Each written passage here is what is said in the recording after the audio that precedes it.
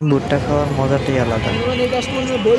তো ভুট্টা পুড়ে একদম কাঁচা ভুট্টাগুলো আগুনে পুড়ে কীভাবে খেতে হয় দেখেন, খুব সুন্দর করে কীভাবে একদম পরিষ্কার করে আগুনে পুড়ে কয়লাতে আগে কয়লা দিয়ে আগুন লাগায়, তারপর হচ্ছে এটাকে একটা মেশিনের মতো আছে, এটা হাত দিয়ে ঘুরাতে হয়। এটাতে ঘুরালেই আগুনটা আরও বেশি জ্বলে, তখন দেখা যায় মানে কয়লা উত্তপ্ত হওয়ার কারণে আগুনের মতো হয়ে যায়।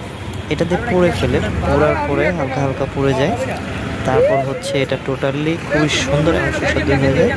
এবং এটাকে আরও মজাদার করার জন্য দেখেন কি সুন্দর করে উনি ঘুরিয়ে ঘুরিয়ে পোড়াতে হয়, চতুর্দিকে সুন্দর করে পোড়াতে হয়। তারপর এটাকে দেখেন সুন্দর করে এভাবে পুরাচ্ছে। এভাবে করার পর এই শোকলা দিয়ে, এই যে ভুট্টার যে শোকলা থাকে, এই শোকলা দিয়ে তারপর কি করতে হয়, শোকলা দিয়ে সুন্দর করে পরিষ্কার করতে হয়। তারপর হচ্ছে যে যেটা খায় সেটা দেয়। এই যে আমরা অনেকগুলো খাচ্ছি, অনেকগুলো নিব এবং পোড়াবো সবগুলো। ঠিক আছে, অনেক সুন্দর করে পোড়াচ্ছে, আমাদেরকে একজন দুজন করে দিবে। দেখেন উনি এই যে একটার পর একটা দিচ্ছে, একটা দিচ্ছে। একসাথে আসলে অনেকগুলো হয় না, ছোট একটা জায়গা থাকে, যেই জন্য মানে কয়লার স্তূপটা অল্প কিছু থাকে, যেই জন্য এগুলো হচ্ছে মশলা। দেখেন বিট লবণ, দেন হচ্ছে স্পেশাল কিছু মশলা থাকে ঝাল দিয়ে। এই যে এইভাবে পোড়ানো হয়, এইভাবে আগুন দিয়ে পোড়ানোর পরে একদম ঘুরিয়ে ঘুরিয়ে পোড়াচ্ছে। তো অনেক মজাদার একটা খাবার, শীতের দিনে বিশেষ করে এটা পাওয়া যায়। ভুট্টার সিজনটা আসলে শীতের সময় একটু বেশি হয়, যেই জন্য দেখা যায় আমরা খুব সুন্দর করে মজা করে এটা খেয়ে থাকি।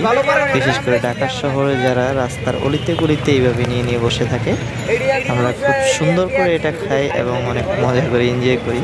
বন্ধু বান্ধবী দেখেন এইভাবে কি সুন্দর করে উনি কি করছে, মশলা দিয়ে সুন্দর করে পরিষ্কার করার জন্য এই পাতা দিয়ে এবং পরিষ্কার করতেছে। এখনই দেখেন এটা পরিষ্কার করবে, ছুরি দিয়েও পরিষ্কার করা যায়, অনেকভাবে অনেকে করে।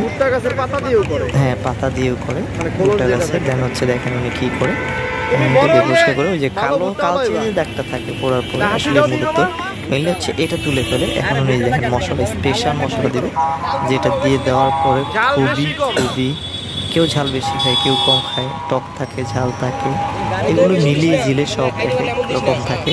এবং বিট লবণ থাকে, বিট লবণ দেওয়ার পরও অনেক মজা হয়।